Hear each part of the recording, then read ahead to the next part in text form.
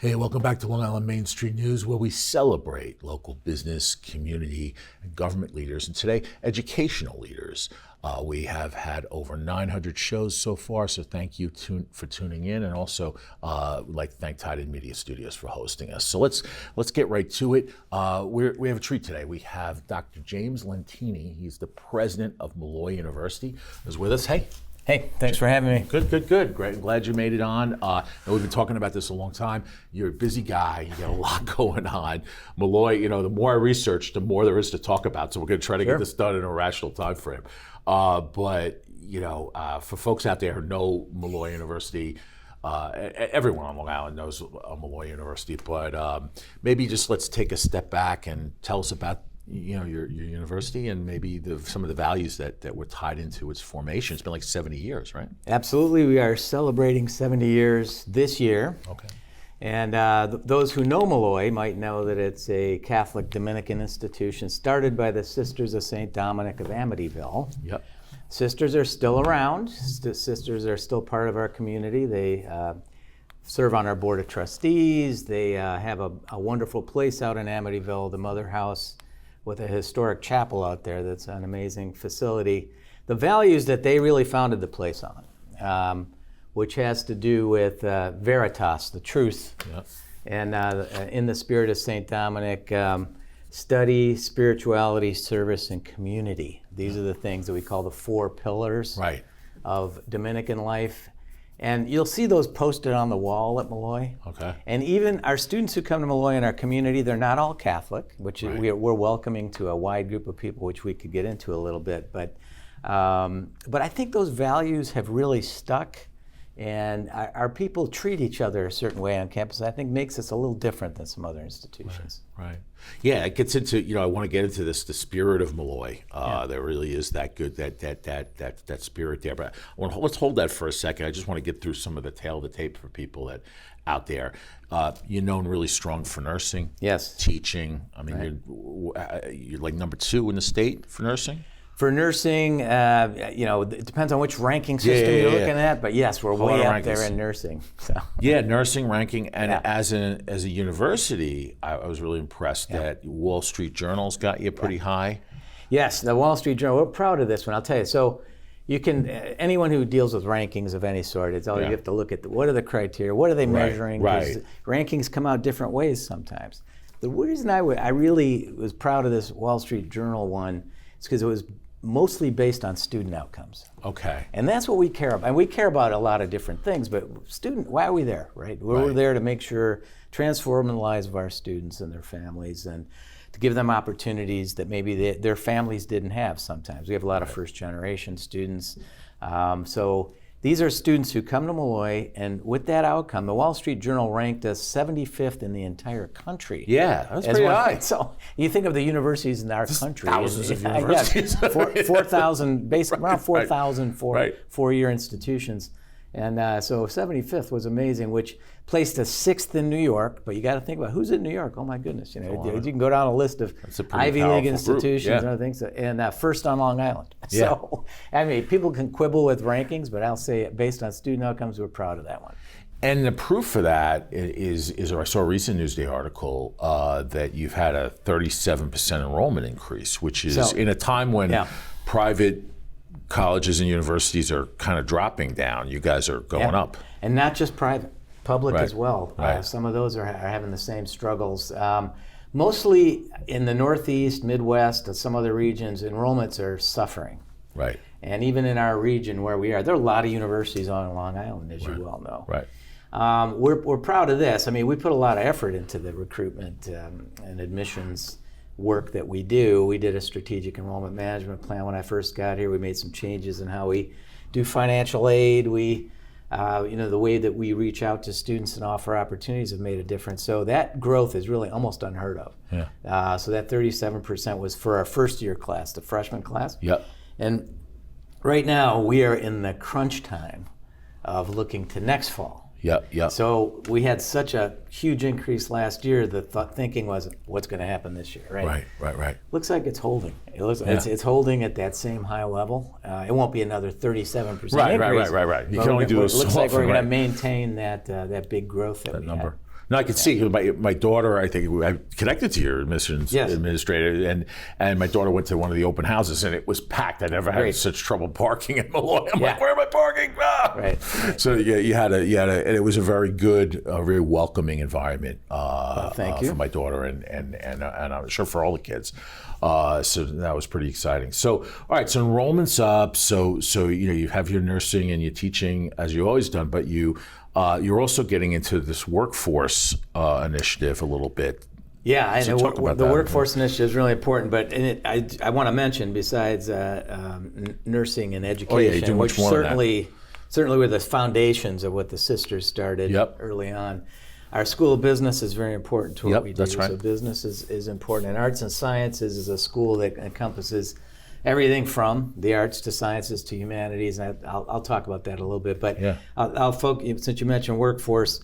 So I came here from the state of Michigan, and in Michigan, which is a heavy manufacturing state, I was a provost at a place called Oakland University there. We were focused on trying to, same kind of shift going on Long Island and a lot of other places in the country, which is four-year degrees are necessary and needed, but so are a lot of other skills required for the workforce. Mm-hmm. That could be anything from manufacturing areas to upskilling to needs in the health sector that are not necessarily doctors and nurses. What are the other kinds of things? So we kicked off an event in the fall that we're calling a talent solutions effort. Yeah. Workforce development is what's the subheading there. How was that? You had a nice big crowd. We had a big crowd. Yeah. Thanks for being there with us. And what our message is that yes, we have a menu of courses. How to become a medical assistant, how to become a radiologist, these kinds of things. But what about the other tech jobs that might be needed out there? But what we wanted to talk to our partners about, people like you and others in the community, is what do you need? Right. What is it? We might offer these things, but what are you looking for that you're not finding? Yeah.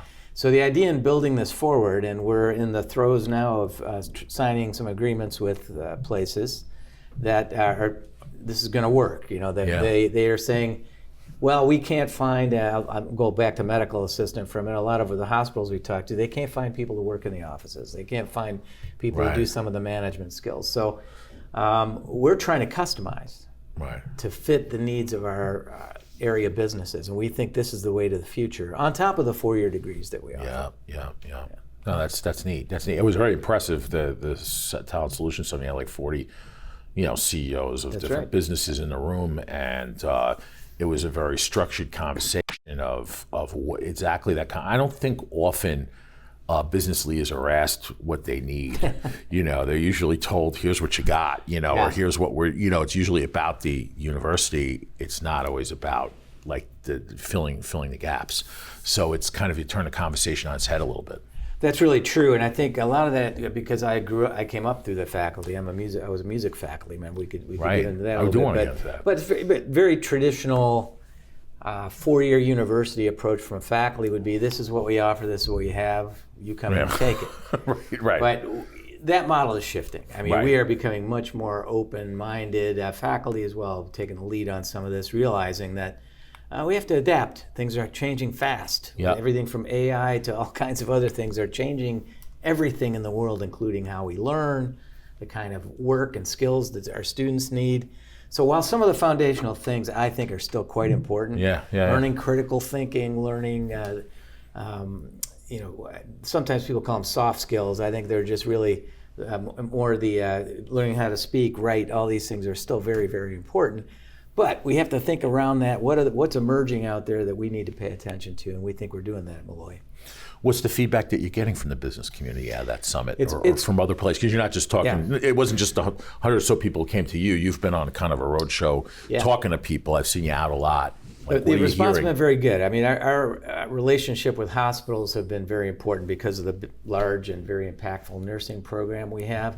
Hospitals have been there with us, but they do tell us, we get the nurses, we need more.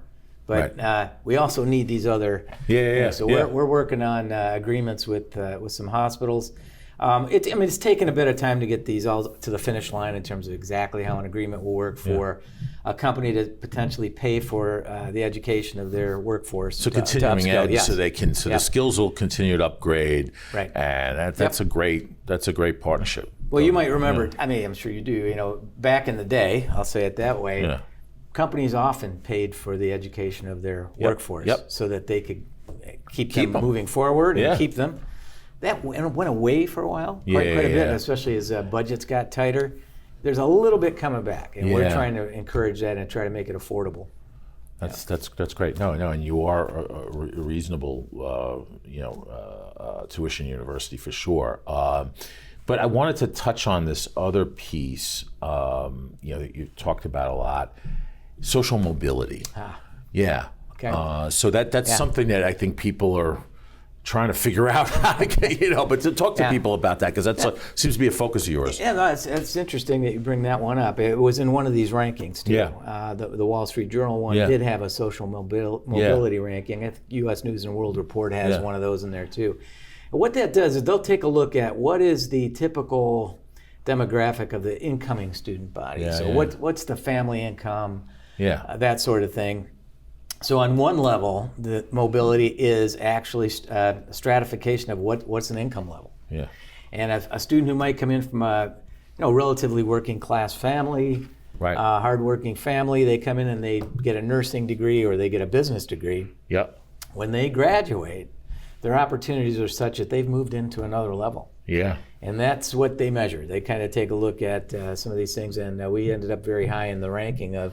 Now, the people who come to Molloy, typically the typical income of a family is kind of in the middle range. Yeah. It's not low, but we do have about 30% of our student body, though, a little more than 30% is Pell eligible. The Pell grant is for families that have pretty low income. And this is federal funding. So it's not an insignificant number of our students who come in that way, but the rest of them, we're really making a change in all of their lives, from the Pell students through the working class student. Yeah. No, look, to speak to that, my best friend since I was 7 years old, graduated Molloy, and he's very high level at Northwell. And that's awesome. Yeah. So he's always swears by you guys. So no, it's that's awesome. Great experience. Now the social mobility. Now maybe we could get back to kind of the spirit piece tied to your pillars, because I did want to talk about some of your Molloy in the community. But maybe there's some other aspects of the university you want to touch on in that frame. Yeah, so really proud of something that we got this year as the Carnegie Foundation is one that does classifications of universities, whether you're a research university or a teaching university, et cetera. So they've been around for years. Yep. And they've now partnered with the American Council on Education, ACE it's called. Yep. And they have a designation that only a select group of institutions in the country have. It's the Carnegie Classification for Community Engagement. Okay. It requires that you prove through an application process that you have an impactful and meaningful impact on your community. Not just supporting a community, but that it's interactive, that they work with you. Yep. And we got this designation in a first try, which is pretty rare. I think there are 270 institutions that have it in the country out of 4,000. So, wow. And what is it? It's us working with nonprofits and those who help others, like Bethany House or the Inn, and so many other nonprofits. We've been in that too. You guys have supported with us through the years. We've got like a 30 or 28-year relationship. You know? That's fantastic. These are the kind of things that. So it's not just about educating our students. It's educating our students in a way that they get involved. With community partners. That's right. They go to see what's the homeless situation on Long Island? How do we assist these places that assist those people? Right. And it's a learning experience for our students to be engaged with the nonprofits. But it ranges from that to helping, like we were talking about, workforce, working with the hospital systems, working with the government. What does government need? What kind of educational opportunities they need for their students, for their employee base, and Molloy is doing that in an intense way. And that comes from our sisters. We talk about you talked about the sort of connective tissue there. Our sisters' mission is to help others. That's kind of right. So you've kept carried that through. mission driven, Really, because someone could sit and say, okay, well, you're asking the CEOs what they want, and then we're simply doing training the kids for what big business needs. But honestly, you are getting that important information, but you're also really lifting people up and giving back to the community alongside. So you're following your mission there. This isn't just like a corporate training program. You're really trying to keep it within the framework of I guess what the sisters founded. So some of this, I was just looking up, and through my own experience, some of your community work, we should touch on some of this. I mean, I've had personal experience with the Sustainability Institute at Molloy for really a couple decades now, and but also you've gone up to Albany to push for TAP funding and bring students up to that, and that's kind of neat. You have a mobile health clinic. Mobile health clinic is an amazing effort. Certainly centered with a lot of the nursing work we have. This mobile clinic will go into communities, underserved communities. Where people don't have easy access to healthcare. Maybe they're not getting checkups, these kind of things. And the clinic will do diagnostic tests, basic ones, and be able to refer people who maybe didn't know they have, issues, whether it be high blood pressure, the basic things, and be able to refer them and get them help, show them ways they can get access to healthcare. And the Cabrini Foundation believes in this so much. They've helped us with, and I'll say thanks here to them. They've been an amazing support group with millions of dollars of support for us to go out into these communities and make a difference in those communities with this mobile health van. Yeah, well, I mean, there's disparities in health access in all communities, in different communities across Long Island. I mean, we see it. We're not experts in the health side, and like I say, we have the ability to judge that perfectly, but we certainly hear it, understand it, hear it from community leaders, and trying to get and having a facility that can go out is fantastic. We hope we can keep it going. The idea is Cabrini's funding it now at some point. This has been an important outreach effort for Molloy. It means something to our people who do it too. They love doing this work. It's fantastic. No, love it. Even do things like music therapy for children. Something else. That's a unique thing. You're touching something up my alley too. So my background, I got my doctorate in music. So, but when I get to Molloy, what do I find? I find a really robust and fantastic music therapy program. So we have a music therapy major at the undergraduate and graduate level. But we also have attached to it something called the Rebecca Center for Music Therapy. This helps a community, often of a neurodiverse community. These are students who may be on the autism spectrum, various levels, from children to adults. And just recently, last week, in fact, we received an honor from Rockville Center Blue Speaks. It's an autism support group. And it was amazing for me because they honored me as the gala honoree, but it was really about our faculty, students who do the work here. We do programs with this music therapy area, for example. That's a clinic where people can bring their children in, if they're small children, everywhere from pre-K to, as I said, really small children, sometimes teenagers. They do music with them, and they get them engaged in rhythm and all kinds of things. Some of these students are amazingly gifted. They can play the drums, they can play an instrument, they can sing. We have a concert that happens, in fact, coming up called Unity Through Diversity. It's this Friday. It happens to be. And it's run by all of these students, the neurodiverse students who will knock your socks off. I mean, how smart they are, how organized, how they put a concert like this together. So Molloy is actually known for this music therapy program. We get students, I just met one yesterday who played in an event for us, who came here from Taiwan. So we get students from all over the world coming into this music therapy program because it has that good a reputation. Oh, that's powerful. And you have your own theater to kind of show this stuff off, right? I mean, in recent years, you put a Madison Theater, it was your predecessor, but put a Madison Theater together. Yeah, 550-seat theater. It's beautiful. It's beautiful. And great sound, too. Great acoustics in there.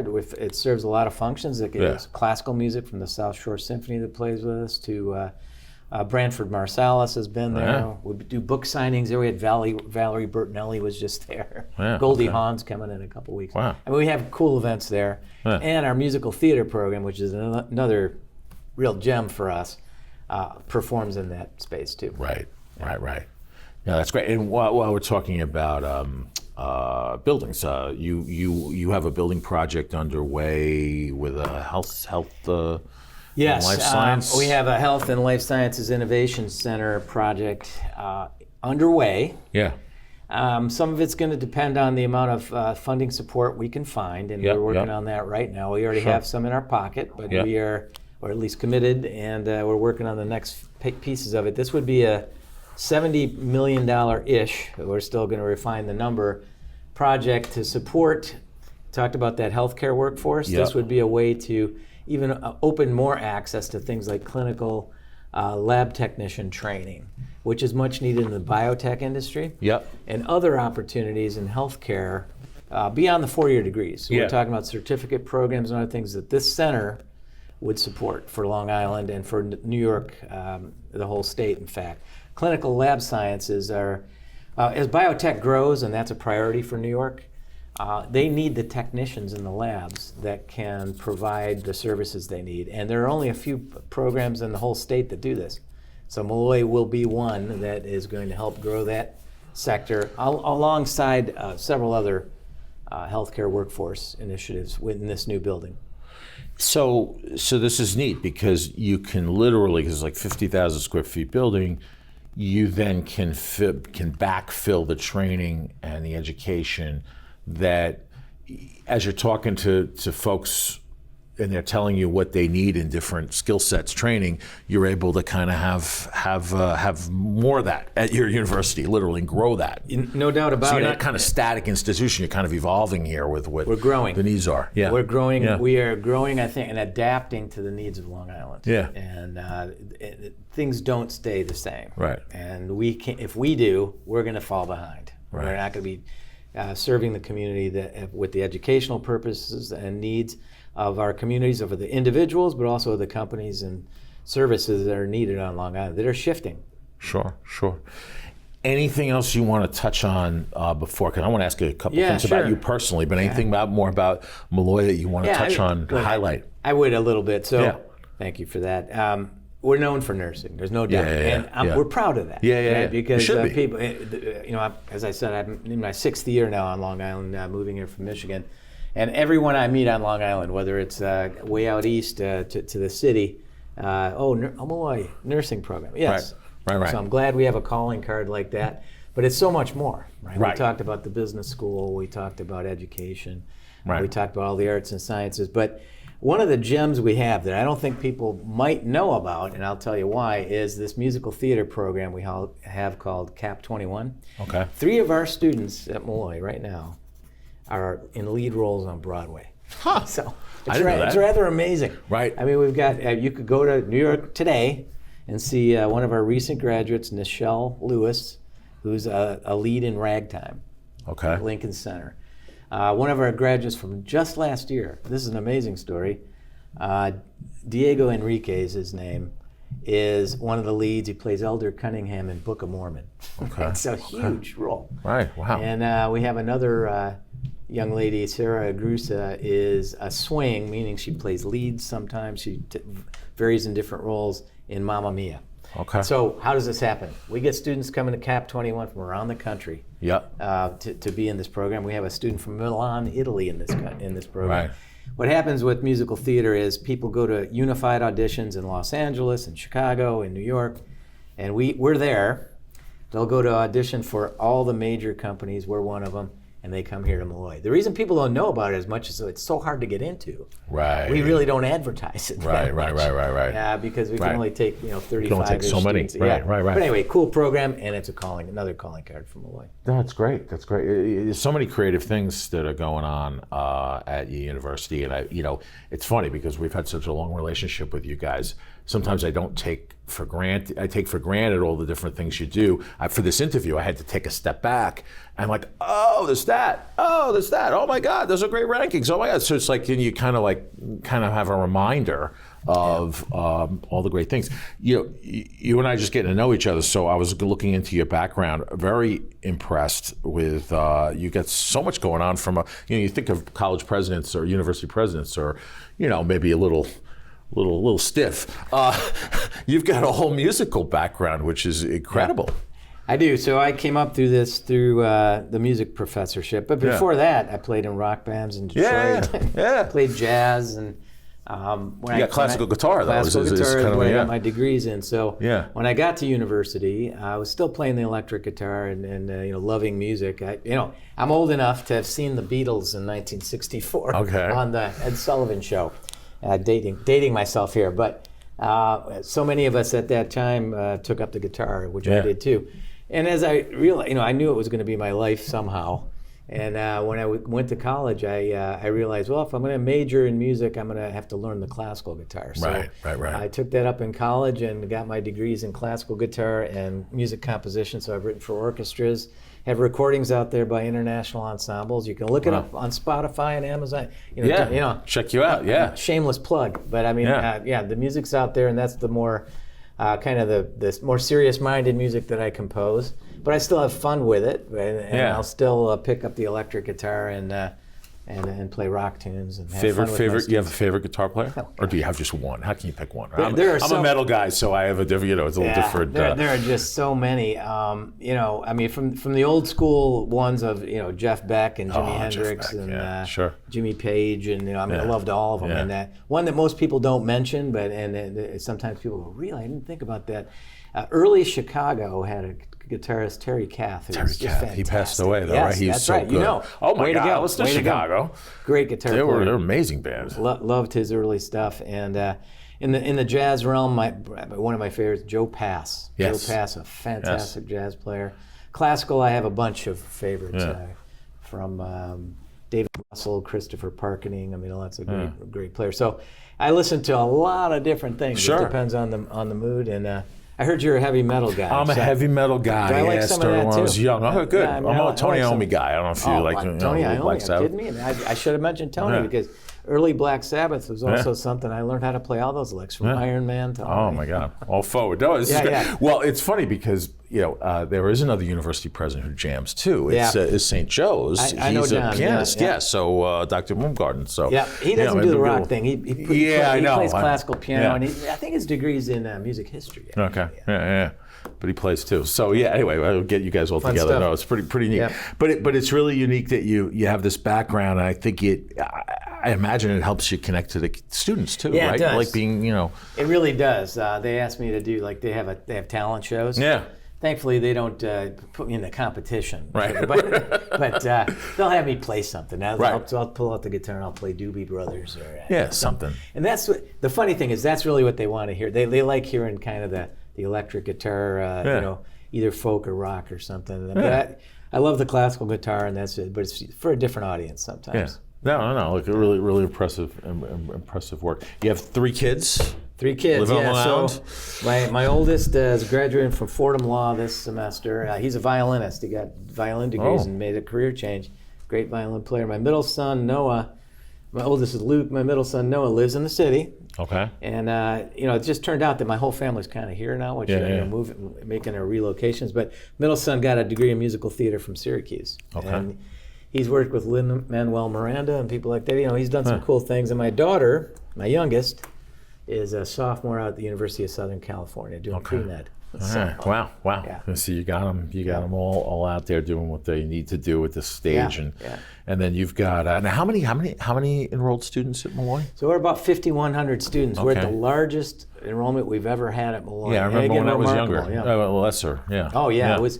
We've grown a lot. The pandemic caused a lot of declines. Yeah, of course. We all had some challenges through those times, but I'm pretty proud to say Molloy climbed out of that and then some with some of the enrollment growth. No, that's great. How do folks find you? What's the best way to contact you? For Molloy, easy website find. Yep. And if people need to find me, look at the president's office. You find me there. All of our programs are easy to find on our website. Yeah, and your staff is really good at plugging in, answering questions and so on. We've always found it really good. I guess before we close out, I just want to give you the opportunity for any last thoughts you have or any ideas you have to share with people. So I think the last thought I would leave is, I think those of us who are of a certain age and younger than me too, a lot of folks realized and always had high regard for higher education and a four-year degree. And while you're hearing a lot of things out there that seem to question that, I'm finding this fascinating, right? That, well, is the four-year degree worth it? And all these other things.